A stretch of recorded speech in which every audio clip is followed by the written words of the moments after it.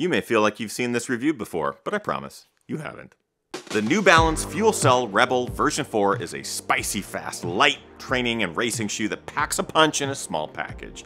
Much like their larger, more expensive partner, the Super Comp Elite V4, the Rebel V4 strikes a fun balance of speed, cushion, flashy looks, and race day comfort at a far more affordable price. Now, starting at the bottom, the supercritical foam in the Rebel V4 is a dynamite experience, balancing cushion and responsiveness in a finely weighted package. The mesh upper looks identical to the Elite V4, but don't be confused, it includes a gusseted tongue and plenty of breathability. The outsole is simple, but works in plenty of conditions, save for the slipperiest of rainy days. All in all, the Rebel V4 brings a lot to the table at a very affordable price, and I'm super excited about this shoe. But can something in a lighter, more reduced package than its bigger brethren stand the amount of abuse that a typical training cycle holds? We have a lot of questions to answer in today's review. Let's dive in.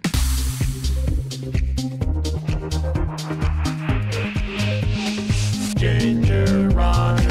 What is up, everybody? Ethan Newberry, the Ginger Runner, here for another Ginger Runner review. Today we're going to be talking about this. From New Balance, it is the FuelCell Rebel version 4. Haha, fast, rebellious. Okay, so before we dive into the review, two quick things. One, if you haven't joined the GR crew, please consider doing so. Help support the channel. We got hats, we got shirts, we got all sorts of fun stuff. Discord servers, group runs, everything.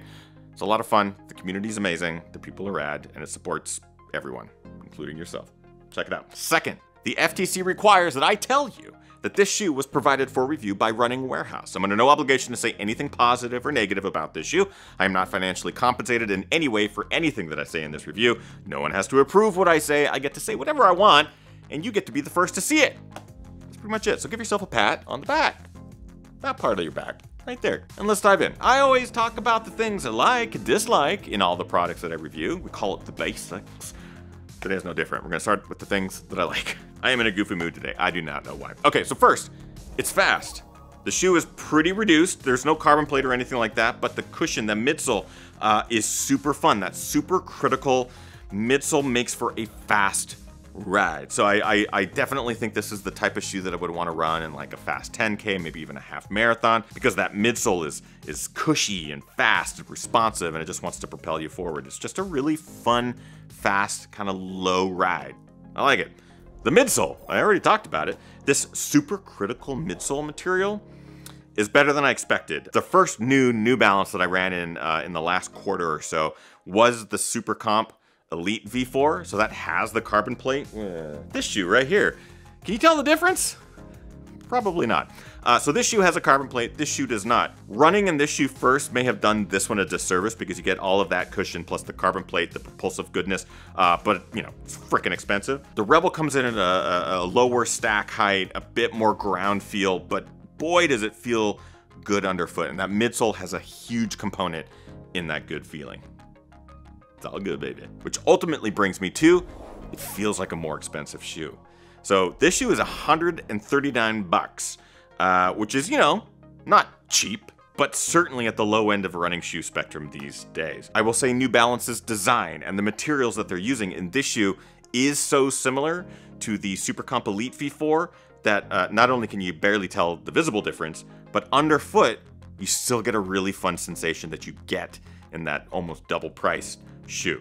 So at $139, the shoe packs a punch, and you feel like you're running in something almost a bit more elite or exclusive. And that's a great feeling. That being said, it's not all late night dance parties and Vanderpump Rules or brain rot marathons. There are a couple of things that I dislike about the New Balance FuelCell Rebel V4. Let's get to those now. Durability. So this was a slight concern in the Elite V4. With the Rebel V4, I think we're leaning more into the worrying about the durability concerns here. While I love this midsole, it's super soft and, I mean, check that out, very flexible. It wants to flatten out a bit prematurely, especially compared to the midsole in the Elite V4. So I'm just worried that this midsole, for me, I'm a bigger runner, it's gonna flatten out prematurely, and I'm just not gonna get a lot of the joy that I'm getting here in the first 60, 70 miles in the shoe later down the road when I hit 250, 300 miles. We shall see, but right now, I'm a little worried. Distance specific, so unlike the Elite V4, which I do think kind of adapts to the racing environment that you're in. Fast marathon, sure. Cozy, kind of mid back of the pack marathon, it'll work. This is certainly going to be catering to those shorter distances. I think because of that lower stack midsole, the lighter profile, more ground feel, it may not want to go the distance or provide you with as much protection underfoot. You're going to want to train a lot more in this and just kind of get your legs, your calves, ankles, feet, all that stuff used to the lower profile in this shoe and the squishier midsole. It is certainly not impossible to run a marathon in this shoe specifically. I have run countless marathons in Kinvaras and old Ultra the ones, like super minimal or reduced shoes. This would be like my new Kinvara go-to. I think it kind of is reminiscent of those earlier shoes. So I do think you can run marathons in it. I just think it is catered to those shorter, faster distances, or at least that's where it will excel. Does that make sense? Okay, so that's it for dislikes. Let's get a bit more specific in a breakdown where we talk about the build quality, the comfort, the fit, the price, and the looks. We're gonna start with build quality.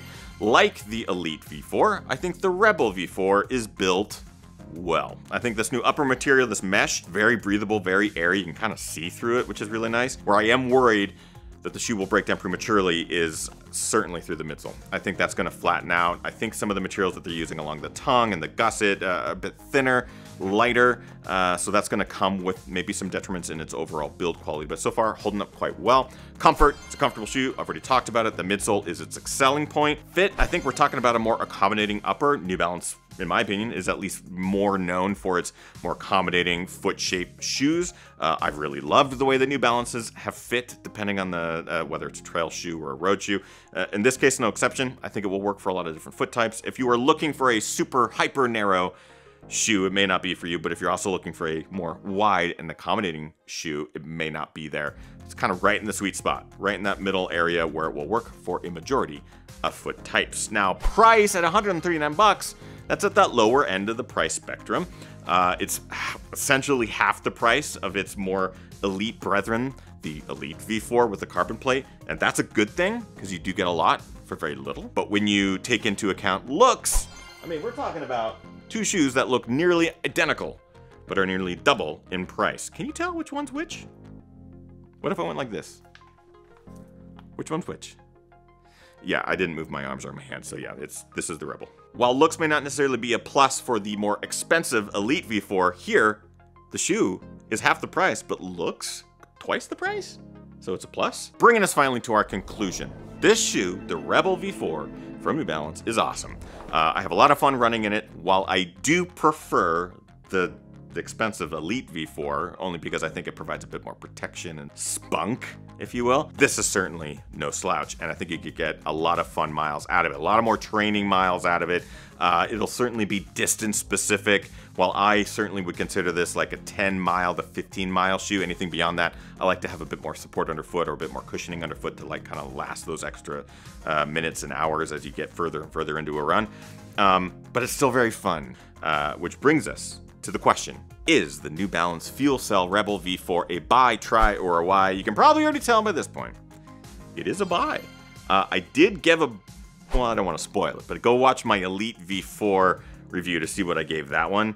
It might surprise you, might disappoint some of you, but this is a solid buy, purely based off of what you get for $139. And I imagine this will go on sale soon too. Of course, links in the description. You can use those links if you want to, but that is my review of this Rebel V4. What are your opinions? Have you run in this? Are you excited to run in it? Does New Balance even interest you at all? Let me know in the comments of this video. That is it, my friends, for today's review. Make sure you subscribe to the channel, do all the good stuff. You're amazing. Join the GR crew, get a hat, get a shirt, do something. Helps the channel out. You don't have to. I didn't mean to demand that you do something. Well, maybe get out there. Train hard, race harder, and party the hardest.